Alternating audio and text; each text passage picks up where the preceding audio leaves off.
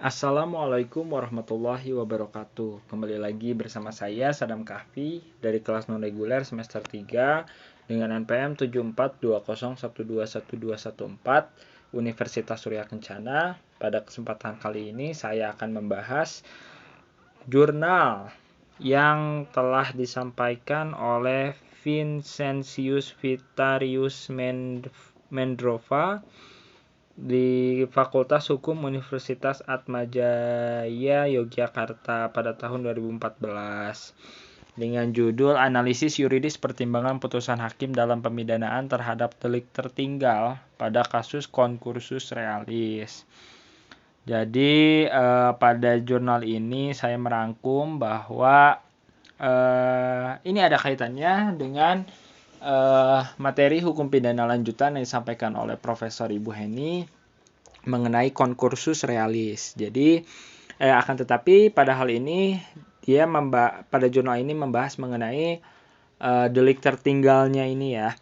Jadi di sini dicontohkan itu ada kasus dari Bapak Hermanus Hasan Muslim yang dijatuhkan dituntut di Pengadilan Negeri di Jakarta Pusat seperti itu. Jadi konkursus ini pada dasarnya kan yang sudah seperti saya bahas di review materi itu, konkursus adalah suatu perbarengan seperti itu. Jadi di dalamnya itu memuat ada beberapa tindak pidana yang dilakukan oleh satu pelaku yang sama.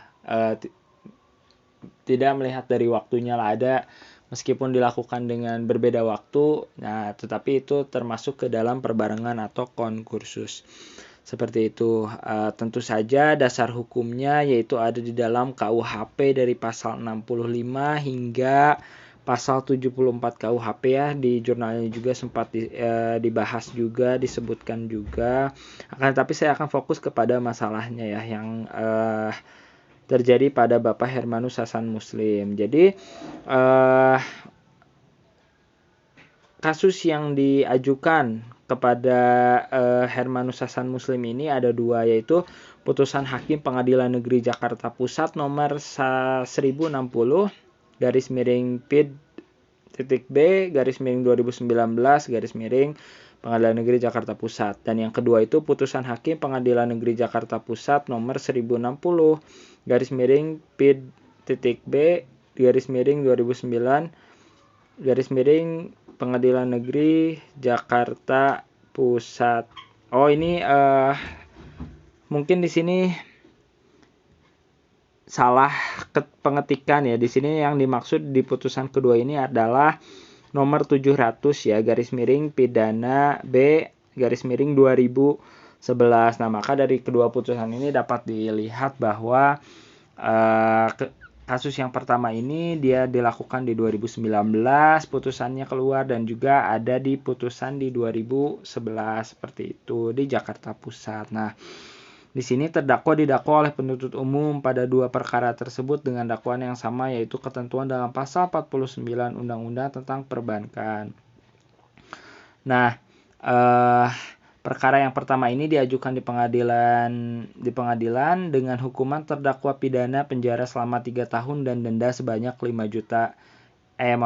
miliar rupiah dengan ketentuan jika denda tidak dibayar dihukum subsidiary yaitu 2 bulan kurungan. Sedangkan di perkara yang kedua yang 2011 ini menghukum terdakwa pidana penjara selama 7 tahun dan denda pidana sebesar 10 miliar rupiah dengan ketentuan apabila denda tersebut tidak dibayar diganti dengan pidana penjara selama 3 bulan. Nah, jadi di sini kasus yang menjerat Hermanus Hasan Muslim ini pada dasarnya bukan merupakan perkara yang baru, tetapi merupakan delik tertinggal yang belum sempat diajukan secara bersamaan di pengadilan karena mungkin memang terbongkarnya atau terbuktinya itu di tahun yang berbeda seperti itu. Maka memang pada saat jurnal ini dibentuk, di sini tidak adanya ketidakpastian kepada Bapak Herman ini karena kondisinya beliau sedang menjalani hukuman baru jalan 2 tahun, tetapi ada putusan hakim yang menjelaskan mengenai hukuman yang kedua tadi yang dipenjara 7 tahun dan denda sebesar 10 miliar. Di sini belum ada kepastian hukum mengenai Bapak Herman, apakah dia menjalani hukum ini ditambah 7 tahun yang tadi ataupun memang hanya putusan hukuman yang pertama yang hanya 3 tahun ini. Di sini belum adanya ketidakpastian hukum terhadap Bapak Herman. Maka di sini juga penulis jurnal menuliskan mengenai saran bagi penyidik, saran bagi hakim juga untuk lebih progresif katanya untuk meneliti. Karena di sini belum adanya ketidakpastian. Sedangkan seperti yang saya pelajari dari Profesor Ibu Heni, di sini perbarengan dengan kondisi seperti ini seharusnya ada ketentuannya juga di dalam KUHP di mana hukuman terberat ini tidak boleh melebihi 1/3 dari hukuman pokok terberatnya seperti itu. Dan harusnya sudah ada hukuman yang pasti bahwa beliau akan menjalani hukuman berapa lama dan sanksi apa saja yang didapatkan seperti itu. Mungkin untuk review jurnal pada jurnal kali ini saya cukupkan. Terima kasih atas perhatiannya. Assalamualaikum warahmatullahi wabarakatuh.